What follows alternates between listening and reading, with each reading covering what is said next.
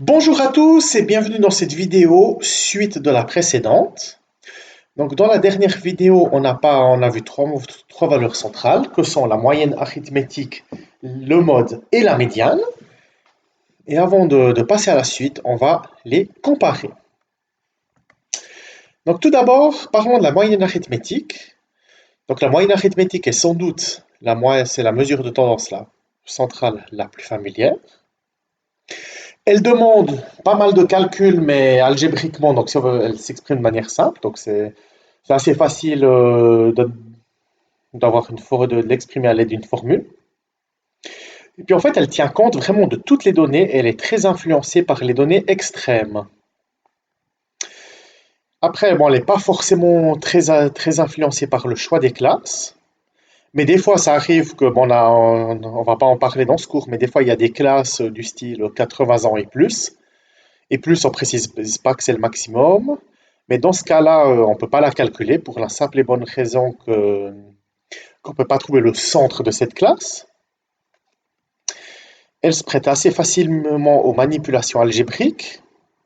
Et puis sa valeur, elle est stable. Donc, c'est-à-dire qu'elle varie très peu d'un échantillon à l'autre par rapport au fait qu'elle tient compte de toutes les données. Et puis, c'est pratique pour faire de l'inférence statistique. Et puis, c'est vraiment la mesure de tendance centrale la plus utilisée. Concernant le mode, il peut y en avoir plusieurs. Il est très facile à déterminer, mais il ne tient pas compte de toutes les données, mais il n'est pas influencé par les données extrêmes. Après, il peut être très grandement influencé par le choix des classes. Après, il est significatif que si l'effectif correspondant il est nettement supérieur aux autres. Donc, ça veut dire que si peut-être pour deux modalités différentes, je sais pas moi, un effectif de 50 et un effectif de 51, puis que c'est celle de 51 qui est le mode, c'est pas forcément très significatif.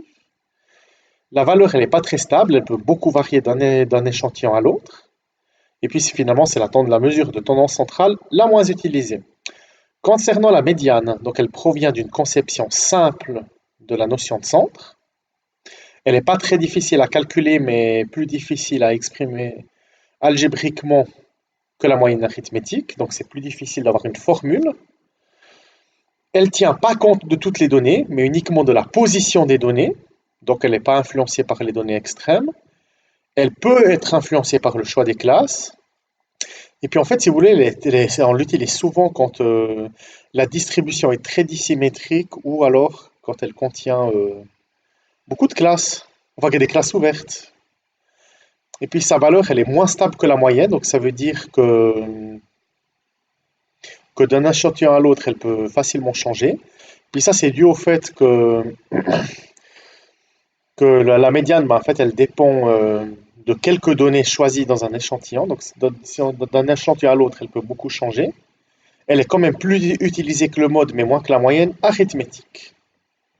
Donc voilà, c'était tout pour cette vidéo et à bientôt pour la prochaine.